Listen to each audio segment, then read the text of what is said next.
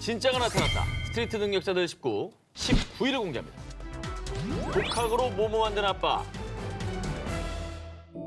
2020년 중국 윈난성 쿤밍시에 사는 30세 쉬 웨이에게는 깊은 고민이 있었습니다.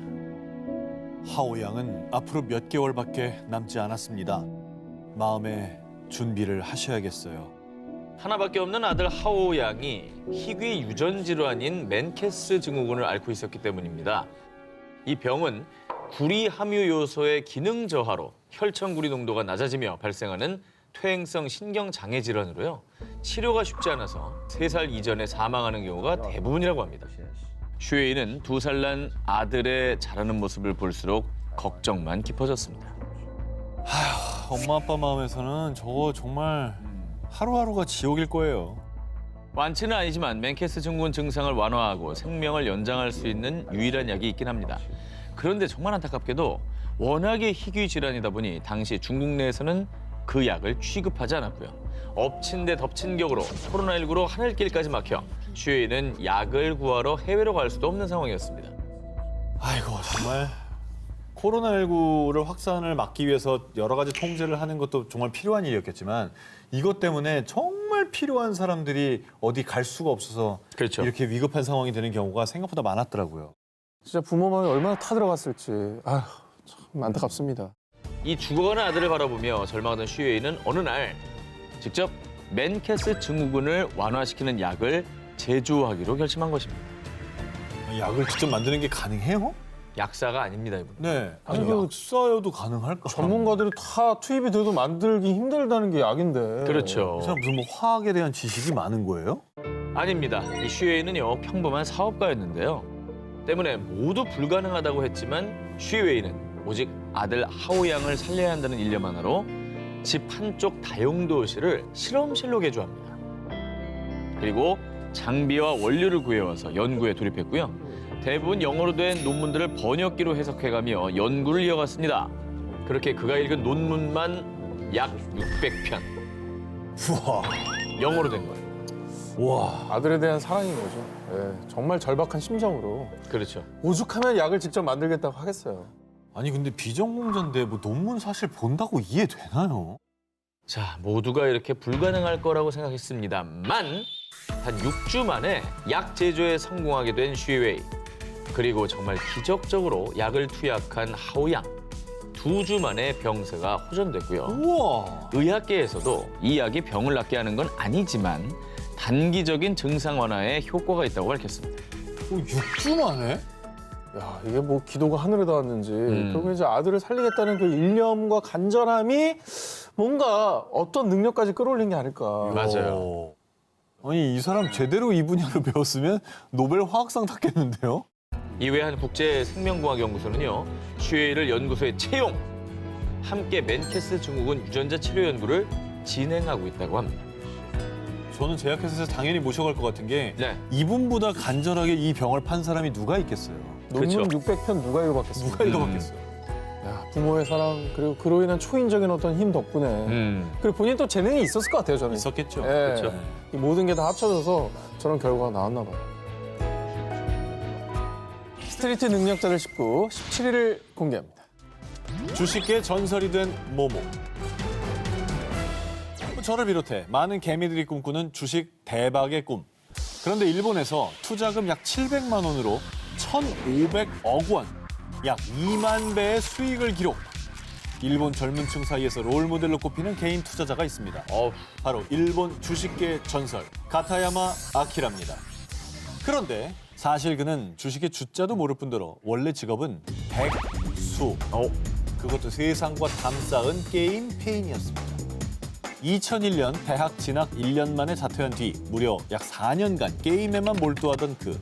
그런데 2005년 페인 같은 삶을 살던 아키라의 내면에 숨겨진 무언가가 깨어났습니다. 주식이라? 이거 게임처럼 재밌겠는데? 어느 날 평범한 남성이 주식에 뛰어들어 성공한다는 내용의 드라마를 접하게 된 건데요. 그는 아르바이트로 번 시드머니 65만 엔을 들고 주식시장에 뛰어들었습니다. 그러니까 요약하면 게임 페인이 드라마 한 번 보고 주식에 투자한 거잖아요. 네. 야, 이게 싫어요. 근데 참고로 응. 게임을 굉장히 잘했답니다. 그래도 뭔 연관관계가 뭐가 있어요? 그렇죠. 게임? 우리나라에도 프로게임 이렇게 많은데 주식으로 다 성공했나요? 우리 동네 PC방에도 게임 아니잖아. 프로게이머들 많아요. 근데 그게 주식이랑 무슨 상관이 있습니까? 아키라는 마치 주식을 게임처럼 즐기며 재능을 발휘했습니다. 요즘에 엔터보다 IT 업계가 괜찮네. 반도체 쪽에 스탯 찍어야겠다. 게임 공략 읽고 공부하듯 매일매일 기업의 공시 정보를 살폈고요. 처음엔 게임 속 최정예 탱커들 같은 인기 종목 위주로 치고 빠지는 단타 전략을 구사했습니다. 그런데 2008년 전 세계 금융 위기와 주가 급락을 부른 리먼 사태가 발생했는데요. 게임 썹종 같은 위기의 상황 속에서도 아키라는 남들과는 달리 위기를 기회로 여겼고요. 오히려 싼 가격에 주식 아이템을 겟할 수 있다는 생각에 마구마구 매수. 마치 게임에서 전략을 변경하듯 장기 투자로 작전 변경까지 하며 투자를 이어갔습니다.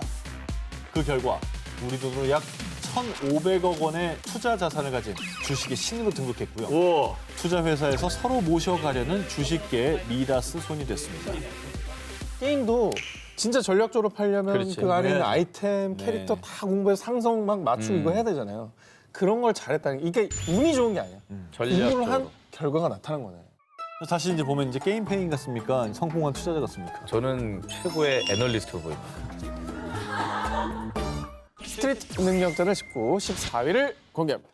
자, 나와줘야 됩니다. 오오오. 중간을 장식해줘야 저는 이게 여기서 조심스럽게 전 한번 봅니다.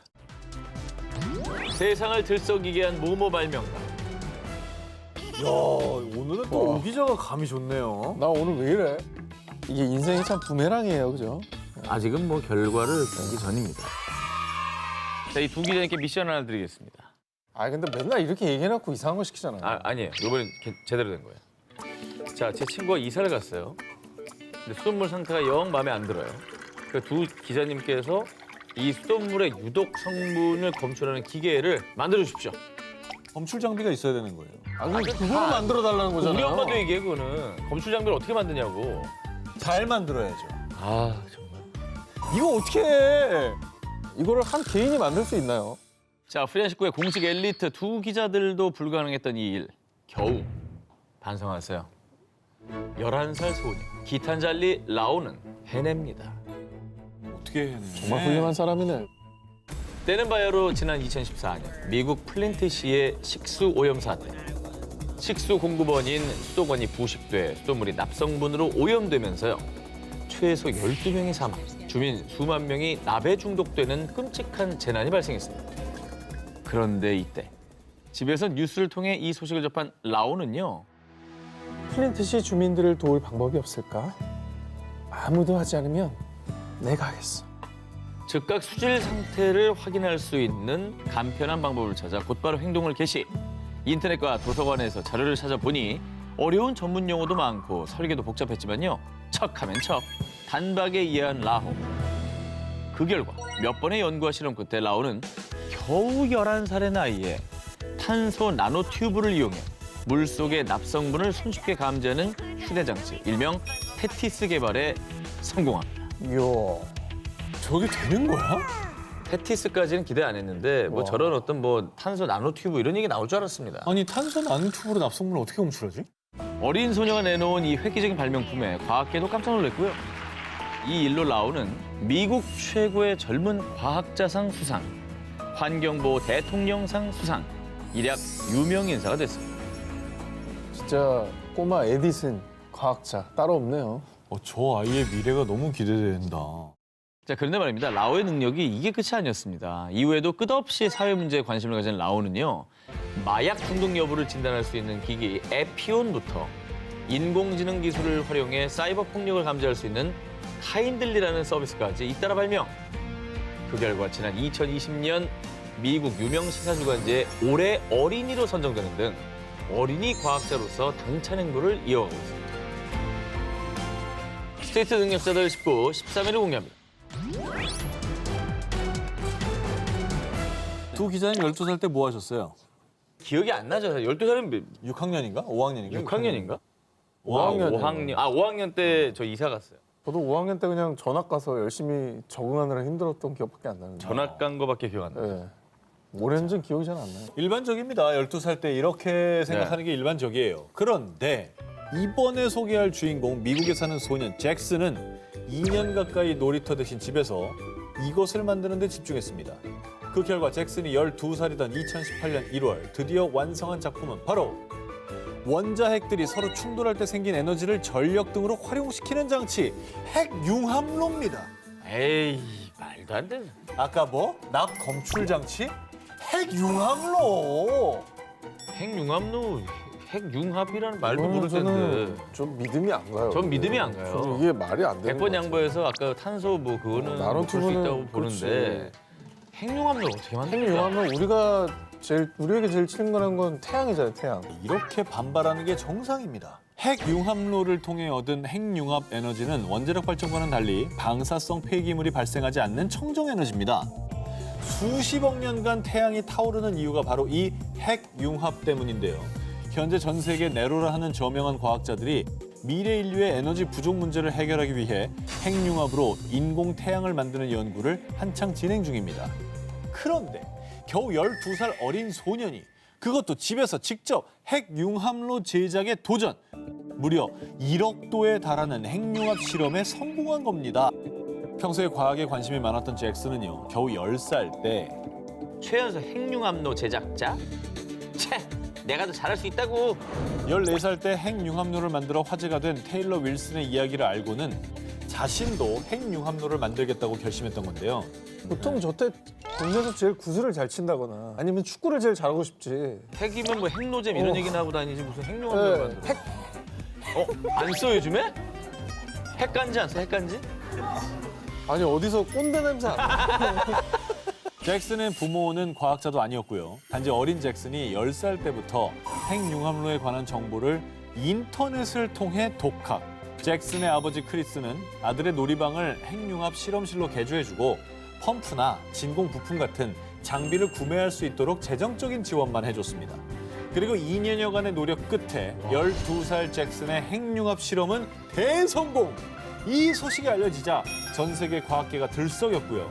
핵융합 연구자인 리처드 폴이 잭슨의 핵융합로를 검증한 끝에 잭슨은 기네스북 최연소 핵융합로 제작자에 등록했습니다. 나는 저런 걸 보면은 진짜 그게 있는 것 같아. 전생 이런 거. 그러니까 아인슈타인이 환생한 것 같은 느낌도 있고 저게 가능하지가 않거든 사실. 인터넷 보면 우리도 오늘부터 만들 수 있어요? 열심히 공부하면? 그럴 수 있나 봐요. 난 저걸 검증한 과학자도 되게 안타까웠어요. 얼마나 좀 허무한 마음 들었어요. 하기 어렵겠다는데. 자기는 진짜 한 20년 공부했을 텐데. 이런 걸 보면 천재는 좀 타고나는 게 아닌가 느껴지기도 하고. 나는 환생이라고 봐요. 아인슈타인의 환생이다. 자꾸 없는 얘기 하지 마. 아니 이게 난 못 믿겠습니다. 전 받아들이지 않겠어요. 스트리트 능력자들 19 12위 공개합니다. 모모 팔다가 재능 발견한 소년. 이번 특종은 2018년 화제 인물로 떠오른 한 스트리트 능력자의 영상 먼저 보여드리겠습니다. ម៉ាញ៉ែមកដល់អំភូអំដូឡាស៊ូ わあ、これはわかりません。これはイコイチドロお姉さん 일본어죠. これは 아까 이전에 다른 말이었죠. 어느 능력자인가 능력자인가 보다. これはពាក្យខ្វៃអ៊ីណែយូស៊ឺនងអានឹងដល់បោភីនឹង 인간 번역기네. ម៉េចនេះម៉េចនេះ ម៉ាក់ណែ 우선 영상 속 주인공은 캄보디아 앙코르 유적지의 불교 사원 타프룸 앞에서 기념품을 판매하는 14살 캄보디아 소년 툭 살릭입니다. 살릭은 모국어인 크메르어를 포함해 영어, 러시아어, 베트남어, 일본어, 독일어, 스페인어, 한국어 등 다양한 언어를 구사할 수 있는 캄보디아 스트리트 언어 능력자입니다. 살릭의 주특기인 중국어 실력 직접 확인하시죠. 你要买一个啦5个2美金买一个我唱歌 와 성조도 지켜. 我们不一样每个人都有不同的境遇 가사를 바꿔서 노래하는 거예요. 买东西给你我们不一样睡着 근데 중국어는 진짜 뭐 외우고 뭐 그런 건 아니네. 이제 완전 소통이네. 완전 소통하는 거예요. 살릭은 사교육 뭐 전혀 받아본 적 없습니다. 对吗 살릭은 오전에 학교에 갔다 온 뒤에 오후엔 어머니를 도와 거리에서 기념품을 판매하면서요. 아저씨, 피리가 중국어로 뭐예요? 안녕하세요. 혹시 가방은 스페인어로 뭐예요? 이렇게 길거리에서 관광객들과 수다를 떨면서 자연스럽게 외국어를 독학한 겁니다. 이렇게 캄보디아 스트리트에서 세계 각국의 언어를 구사하는 살릭의 모습을 2018년 11월 한 관광객이 촬영해 SNS에 업로드. 누리꾼 사이에서 화제가 되며 진정한 언어 능력자, 쌀릭을 위한 생활비, 교육비 등의 후원이 이어졌고요. 일약 스타덤에 오르게 된 쌀릭은 중국 학교 재단의 지원을 받아 중국으로 유학까지 가게 됐는데요. 정말 이렇게 자신의 재능을 유감없이 발휘하게 된 쌀릭은요. 나중에 커서 캄보디아와 중국의 교류를 돕는 유망한 사업가가 되는 게 꿈입니다.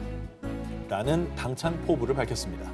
정말 이 스트리트에서 발견된 재능으로 뭐 외국 유학까지 가게 됐다는 건 진짜 이 친구한테는 정말 잘 됐네요. 저 열정이면 나중에 정말 엄청난 또 셀럽이 돼서 우리가 또 소개할 날이 오지 않을까 하는 생각이 드네요.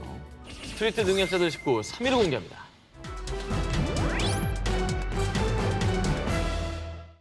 자, 만약 여러분에게 $100, 약 12만 원을 받을 것이냐, 아니면 컴퓨터 프로그래밍 언어인 코딩 수업을 받을 것이냐 묻는다면 어떤 선택을 하시겠습니까?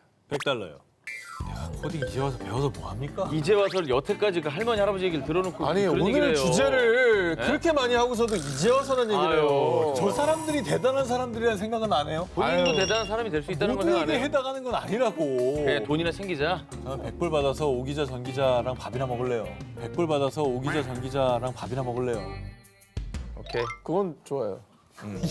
이런 하지만 인생은 끝없는 배움이란 말이 있잖아요.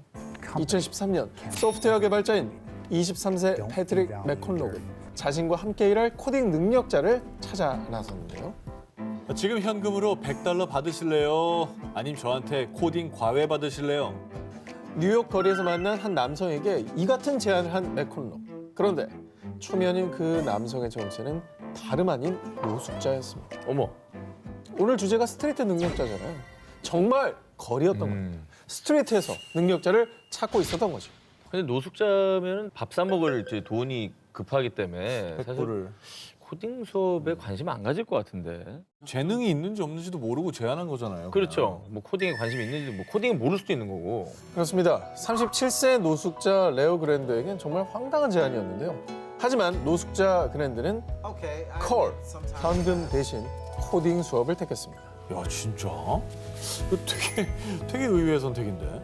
근데 어쨌든 저분 입장에서 코딩을 선택했다는 건 제2의 인생을 한번 살고 싶은 욕구가 있었나 봐요. 뭔가를 배워서. 근데 뭐 아무리 이래도 이게 당장 일해서 돈 벌 수 있는 것도 아니고 코딩이 뭐 배워서 하루 이틀 만에 돈 벌 정도로 할 수 있는 건 아니잖아요. 그렇죠. 코딩하는 분들도 많고. 아니, 이분 뭐 옛날에 뭐 개발에 그래도 뭐 발가락이라도 한번 담궈본 사람인 거 아니에요? 발가락이요. 근처도 가본 적이 없습니다. 그래요. 노숙자 그랜드는 이전에도 코딩 관련 공부를 한 적이 전혀 없었고요. 그럼에도 불구하고 노숙자 그랜드는 매일 1시간 동안 맥콘록에게 코딩 수업을 받았고요. 공부한 걸 토대로 모바일 앱을 개발하기 시작했습니다. 진짜. 이 소식이 전해지자 아니 앱 개발이 쉬운 줄 아나? 둘 다 단단히 착각하고 있네. 일부 사람들은 노숙자 그랜드가 코딩 수업을 포기하고 결국 중도 하차할 것이라고 예상했습니다. 하지만 이렇게 포기하지 않은 노숙자 프로그래머 그랜드. 그리고 그 결과 그랜드는 코딩 공부를 한 지 넉 달 만에 카풀 앱 개발에 성공했습니다. 카풀? 난 저 그냥 프로그래밍커녕이고 저 구조를 짜지도 못할 것 같은데. 자, 심지어 이 앱은 카풀을 통해 절감한 이산화탄소량을 알 수 있는 친환경 앱이었는데요. 이 노숙자 그랜드 앱 개발 소식 듣고 다운받았는데 진짜 신기하네요. 친환경 카풀 동참이요? 환경까지 생각하는 마음이 멋져요. 직접 앱을 다운받겠다며 사람들의 응원이 쏟아졌습니다. 아유 $100 받았으면 어떡할 뻔했냐. 저렇게 부가가치를 창출해냈는데. 그럼요. 아니 그 수많은 노숙자 가운데 될 것 같은 그 사람을 어떻게 찾았냐고. 이게 운명적으로 잘 만난 거죠. 진심이 통한 거지. 돈 대신 코딩 공부를 선택한 거리의 노숙자. 그야말로 진정한 스트리트의 능력자였습니다.